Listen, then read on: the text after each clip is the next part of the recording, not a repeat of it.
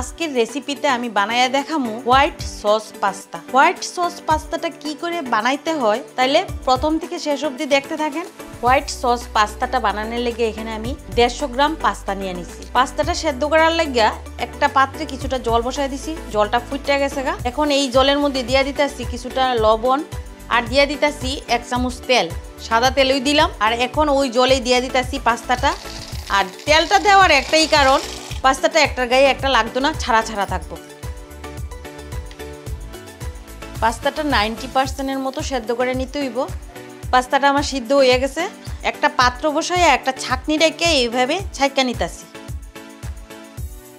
এই 90% মতো সিদ্ধ হয়ে গেছে।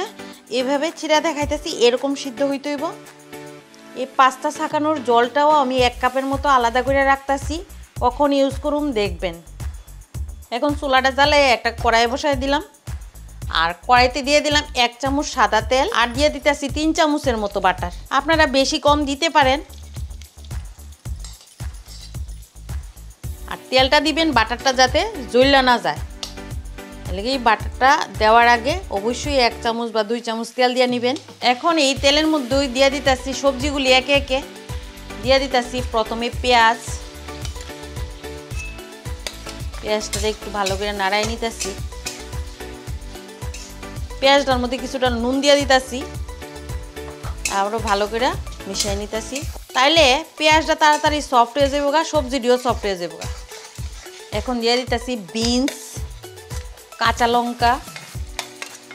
এখানে 4টা কাঁচা লঙ্কা কুচাই দিছি, আপনারা কম বেশি দিতে পারেন, আমার লঙ্কাটি বেশি ঝাল না। আর দিয়ে দিতেছি 2 রকমের ক্যাপসিকাম, সবুজ এবং হলুদ।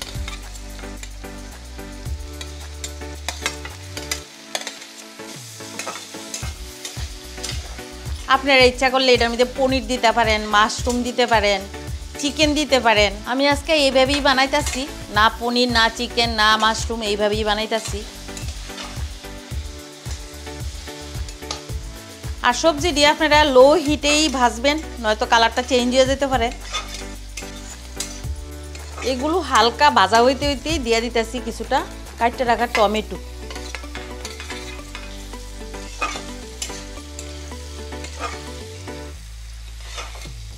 সবজিটি ভাজা হয়ে গেছে গা, আমি এখন নামাই নিতেছি একটা থালার মধ্যে। 1/2 চামচের মতো আর একটু বাটার দিয়ে দিলাম। এখন হোয়াইট সসটা বানাই নিতেছি। বাটারটা মেল্ট হয়ে গেছে। এখন দিয়ে দিতেছি 2 চামচ ময়দা, টিস্পুন দিয়ে ভালো করে মিশাই নিতে হইব। আর আঁচটা সবসময় কমে রাখতে হইব। এর মধ্যে দিয়ে দিতেছি রসুন কুচি দিয়া। আপনারাও একটু পরেও দিয়ে, নাইলে রসুনটা জ্বলে গেলে ভালো লাগতো না। এখন এটার মধ্যে দিয়ে দিতেছি দুধ। এখানে আমি 1 চামচের মতো নিচ্ছি। এখানে আমি 1 কাপের মতো দুধ নিচ্ছি, 2 বারে দেবো। প্রথম 1/2 কাপ দিচ্ছি, বাকিটা পরে মিশিয়ে নেবো ভালো করে। আর অনবরত নাড়াইতে হইব যাতে দলা পাকাইয়া না যায়। বাকি দুধটাও দিয়ে দিতেছি। দিয়ে দিতেছি চিলি ফ্লেক্স, দিয়ে দিতেছি অরিগানো।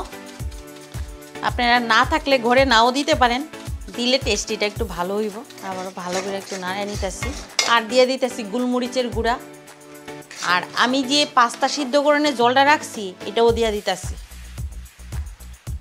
নাড়িয়ে নিতেছি। আর এখন আমি চুলার হিটটা একটু বাড়াই দিছি। হোয়াইট সসটার মধ্যে কিছুটা লবণ দিয়ে দিবেন অবশ্যই।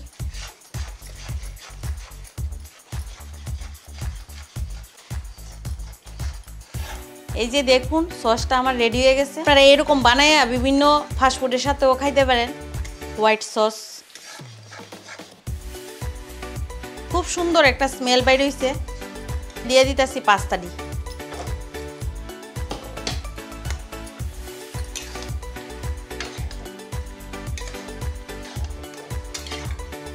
দিয়ে দিতেছি সবজিগুলি। দেখেন পাস্তাটা দেখতে কতটা সুন্দর হয়েছে। আপনারা এইভাবে বাড়িতে বানাইয়া খাইবেন এবং আমার কমেন্ট করে জানায়েন কেমন লাগছে। আর যদি ভালো লাগে তাহলে ভিডিওটার মধ্যে অবশ্যই একটা লাইক, বেশি বেশি করে শেয়ার করবেন।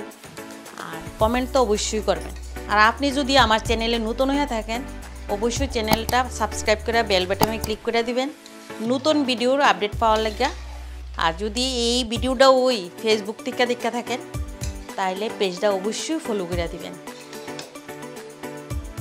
এখন সব শেষে দিয়ে দিতেছি চিজ। আমার চিজটা ঘরে বানানো চিজ ওই।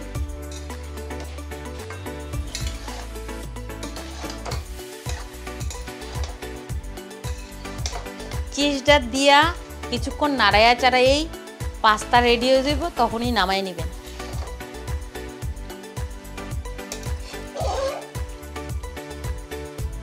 সব শেষে আবারও একটু অরিগানো ছিটিয়ে দিলাম।